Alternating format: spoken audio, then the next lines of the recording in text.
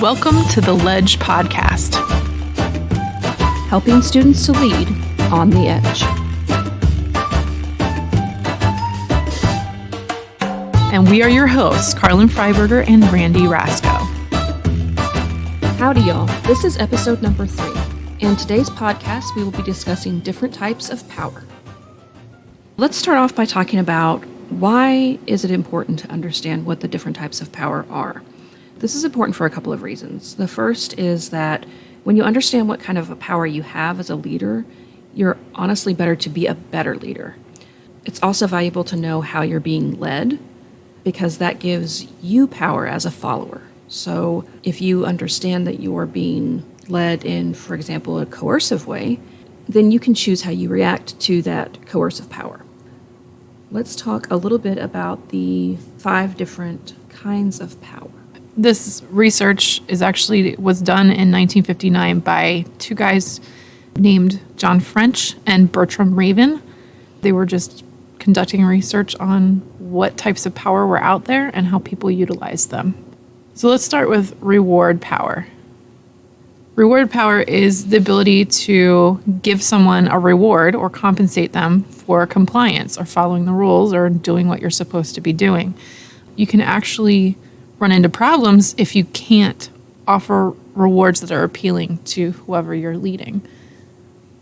In other words, you have to know your audience. If you don't know who you're designing rewards for, you might come up with rewards that aren't valuable to the people you're working with. Like, you wouldn't want to offer a sheet of stickers to someone working in your office, probably. Well, and reward power is only effective in the short term because it relies on something we call extrinsic motivation, which is when it's something from outside of yourself is motivating you to accomplish your tasks, versus intrinsic motivation, where that's something inside of you that says, I want to get this done because I have pride in what I'm doing, or I have a goal I've set for myself. When you're talking about extrinsic motivation, all of those kinds of power are only going to take you so far, and then they're going to start breaking down as workers become unhappy with the situation, they're not happy with the types of rewards that you're giving them, or they just don't care anymore, and the absence of a reward isn't that upsetting to them anymore. Right. Yeah, so the second type of power, you kind of alluded to it a little bit, and it's another extrinsic motivator, is coercive power. It's the ability to punish for noncompliance. So you're punishing someone for not following the rules. So you only use coercive power to get people to do the minimum required to avoid punishment. Pull that out if your followers are not actually doing anything, or they're doing less than what you expect them to do. Examples in school: detention. If you get detention from a teacher or an administrator, that's coercive power. They're giving you a punishment for doing something that you weren't supposed to be doing, or for not doing what you were supposed to be doing.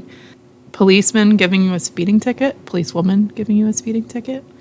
Putting someone on an improvement plan at work, that's coercive power because you're asking them to change their behaviors and you're putting them on a plan where they're going to be watched more closely.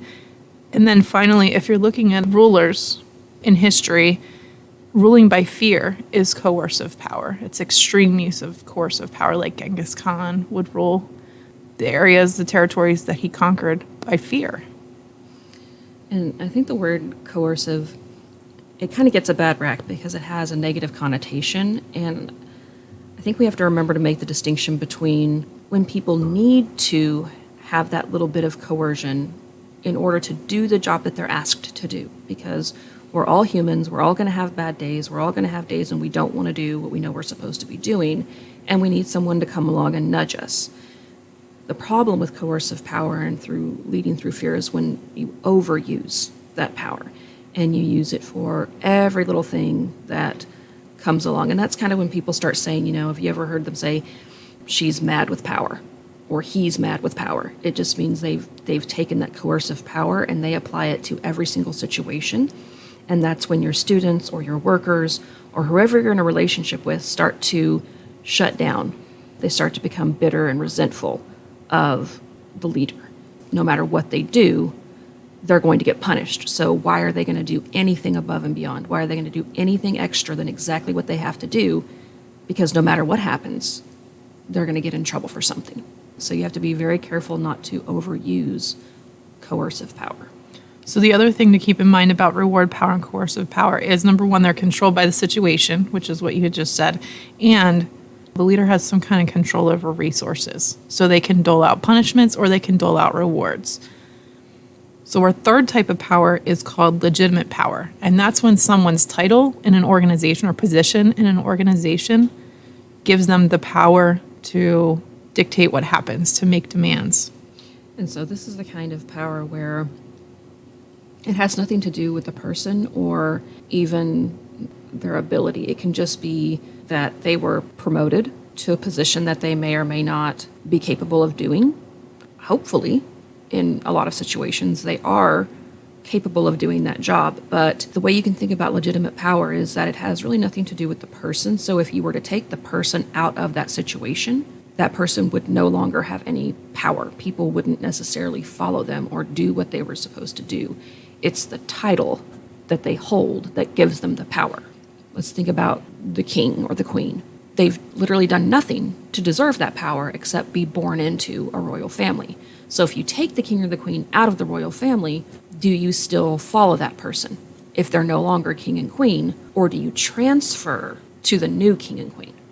Because if you transfer your following to the new king and queen, then you're transferring your power to a title and not a person. Right. Another way of looking at reward power, coercive power, and legitimate power, all three are controlled by the situation, but you can also call it positional power. So all three of those are some sort of positional power. You have the position to dedicate resources to things. You have the title of the position. So the last two types of power are actually dependent upon you as a person. The first one is referent power, and it's based on the worthiness or a right to respect from others. Basically, others admire you. Leaders that have referent power actually are just well-liked by other people. Usually it's because they're relatable. Usually it's because they listen very well to others. I mean, those are just traits of people that have referent power, and there's a bunch more. But that's where the referent power comes from. It's one of the types of power where people want to go above and beyond for you because they respect you and they want to do what's best for the group. And if doing what's best for the group means listening to what the leader is saying, which oftentimes it does, then they want to listen to what the leader is saying. There's no bitterness, there's no resentment, there's no punishment. It's, I'm following you because I respect you as a person and I believe in your values and your ideals.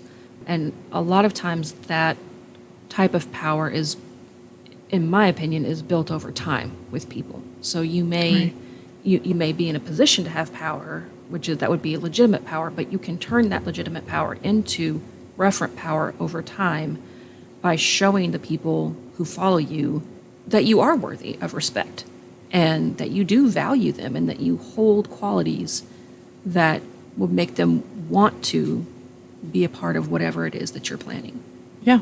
Kindness, caring, being nice to other people, following the golden rule, doing to others what you would have others do unto you. Like, that type of thing will build referent power over time. But you're right, it doesn't come overnight. It has to be built over time.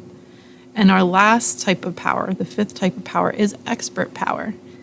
This is based on some kind of knowledge or skill that you have that maybe is superior to others. And I don't mean superior as a person, I mean your skills or knowledge are superior, and they're needed and they're valued by the group. If they're not needed or valued by the group, you probably won't have expert power. And I think this is, like I was saying, this is the second of the two kinds of power that are really going to make people want to do what you're asking them to do and respect you and want them to go above and beyond. Someone who has expert power can have expert power in one situation, but not in another. It is about that person and the knowledge that they come with or the skills that they come with, but that doesn't mean that that person has an expert power in every single topic. It's like we're not gifted in every single thing. We're gifted in one or two areas. So we can't expect leaders to be experts in every single topic under the sun, which is why we have so many different leaders, because we need those pockets of people who are really good at doing one thing and leading others to fulfill a vision about that topic. That's a really good point. In my opinion, referent and expert power are the kind of power that's going to last. And we even talk about how it's the power remains after the project or the task is completed. So this is the kind of leader that they can do a job for years and help things improve and help things grow and put in processes and procedures that are of benefit and value to the company. And then they leave to take a different job, and nothing falls apart without them, because they've put in those procedures and those processes, and they've wielded that expert power effectively while they were in that position. Now their absence doesn't mean that the entire company falls apart. And that's kind of the biggest compliment you could give someone with expert power is when you leave, nothing fell apart because you did such a good job while you were here. Referent and expert power would be the kind of power that I would aspire to have as a leader.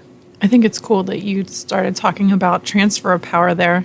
When a leader with expert power leaves, if they taught or coached others to be as good as they are, or they coach them through the knowledge and skills that they have, other people pick it up. You're actually empowering other people, and you're giving them expert power.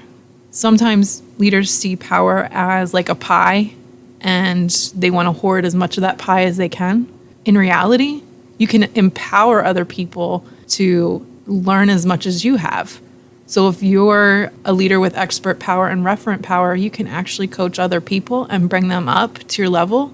I'm sure as a teacher or as a counselor, we've had students who have surpassed our knowledge. And that is, like you said, the greatest compliment. Your students wanted to learn so much that they kept going. Right. I think expert power on its own is obviously imparted through knowledge and skills.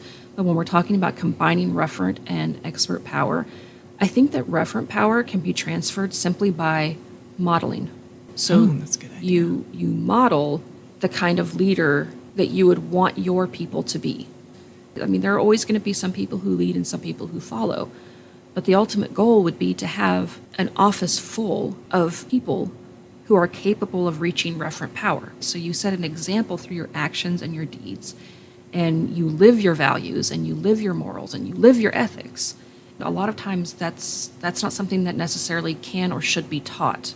That's, again, more of a lasting impression that when you leave, you hear back from your employees or from people who were following you in a certain project or topic, and you hear them saying some of the same things that you would say in that situation. You kind of realize at that point, oh, okay, so I did my job as a referent power leader by just showing them that this is how a leader behaves. This is how a leader wins respect and trust for long term. Remember, because reward, coercive, and legitimate power are going to work up to a point, and then you're done. And people just don't care anymore, or they're going to jump ship and leave your project, leave the job.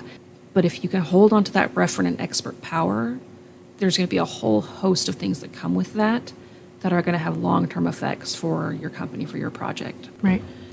I think the other thing that should be brought up is that you can be a leader in one situation and a follower in another in the same career. Right. You're going to be following people who are leaders, and you're going to be a leader in certain circumstances. So knowing what kind of power you have and what kind of power other leaders have, you can control or at least understand why they have the power they do. Right. I think it's really important to understand because, again, if you're a leader in one situation and a follower in another, you may have a different leadership style than the person that you're following. That gives you a different perspective on leadership, be that positive or negative, and it helps you understand why you do or do not follow this person very well. So if you are a referent leader and you're a follower of someone who is a coercive leader, then those two things aren't going to match up in your mind very well, and you're going to have to decide which one you think is best for you as a person. And then that determines your attitude as a follower. And again, it all ties back. It's like a cycle. The type of leadership you have determines the way you'll act. And then a lot of times the way we act in situations reinforces the type of leadership. So if we are not paying attention and we're doing the bare minimum, then the leader's going to think they have to continue to be on us constantly. And then they're continually on us constantly. And so then we only do the bare minimum because we have resentment for them. And so it's a cycle. And in some situations, the person's just going to be a coercive leader no matter what you do, period. Yeah. The other thing to remember is that the reward power, the coercive power, and the legitimate power they all have their place when you're leading. So legitimate power, you would want to use legitimate power in a crisis. You want to be able to have one person call the shots instead of everybody running around screaming Right. a terrible situation. You want one person to say, this is what we're doing and this is how we're doing it. Legitimate power is not necessarily bad. It's just there's a time and a place for it. Just like reward power and coercive power have their own time and place. You just need to know the advantages and disadvantages to wielding those types of powers in different circumstances. Absolutely. When there's a crisis situation, you do want that one person to take the lead and be able to give instructions and everyone follows versus what I always say, which is when in doubt, run in circles, scream and shout. And that just kind of seems like what a lot of times people do when they're quote unquote putting out fires or whatever else the case may be. If you don't have a leader with legitimate power, there's every chance that in a crisis, people are going to go, I don't care. I'm not going to do that. Or do I trust that person to do that? Or what am I going to get from that person if I help out in this crisis? You're right. They all have their own place and time. They all have their limits. It just depends how you use them. Yeah. And now it's time to play Leadership Wordplay. All right. So for today's letter, we are going to go with the letter F. The way this game works is we're going to give you 1 minute. And at the end of the minute, you need to have as many leadership-related words as possible that start with that letter. Ready, set.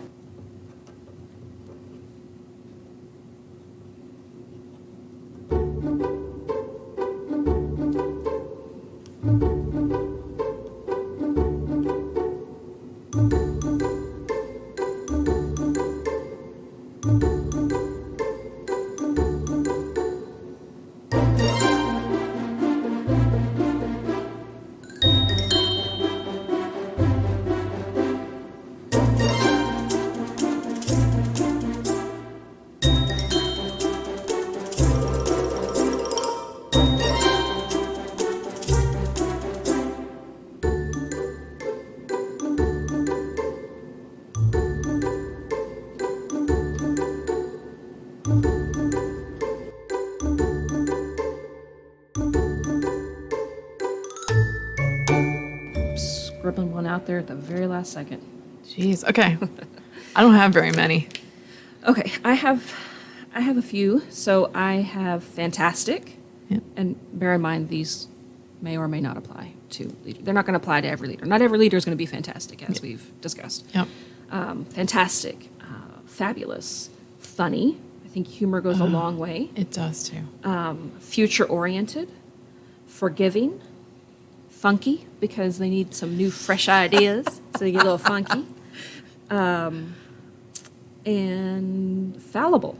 So I think sometimes we forget that leaders are not perfect and that they are going to fail us sometimes because they're people, and that's what people do, right? We mess up, we make mistakes, and that's life. But you know what? If you're making mistakes and you're failing, that means you're taking risks. What do we say? Failing forward? Yes, fail forward. All right, I had forward thinking. How's that? Futuristic. Ooh. Fatalistic. That's a bad thing. I was going to put that one, and then I was like, bro. It's like everything's going to turn out bad. Yeah. You don't want to be fatalistic when you're a leader. Fallacies, pointing out fallacies. If you're having an argument and they have a fallacy in their argument, pointing it out. And then fallout, dealing with fallout. If something happens, you have to put out the fire. Yep. One of the things leaders have to do is deal with the fallout. Awesome. Absolutely. Okay. Well, hope you enjoyed this round. We tend to play this every week.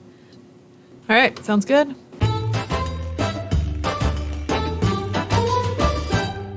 To kind of sum up, Effective leaders use all the types of power that they actually possess, and they know when to use them. Know the advantages and disadvantages of each. Know when you should employ them and shouldn't employ them. And keep honing those skills so that you're more aware, you have more perception over what types of power to use and when. Absolutely. And so we want to just leave this week with asking the question, what is your main source of power? After listening today, decide for yourself, what is your main source of power? We hope that you have enjoyed this week's podcast, and we will see you next time.